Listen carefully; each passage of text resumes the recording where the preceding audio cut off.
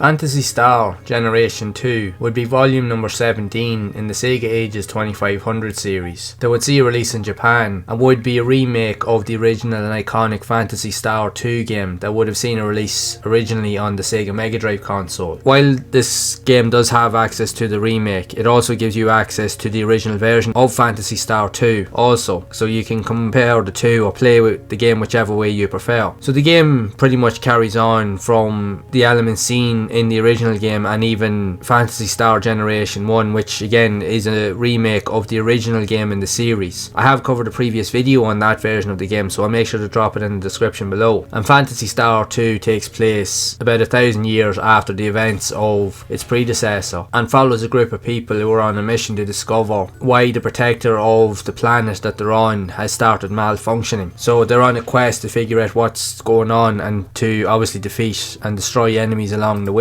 Phantasy Star 2 originally back in the day received critical acclaim from critics and reviews, stating it to be one of the best RPGs pretty much ever created and helped to set the standard for the way RPG games would be developed into the future. And it combines many elements and even upgrades a lot of features seen in the original, but still has the use of the top-down kind of views when you're exploring and talking to other NPCs and characters and buying and selling and upgrading your items. But with regards to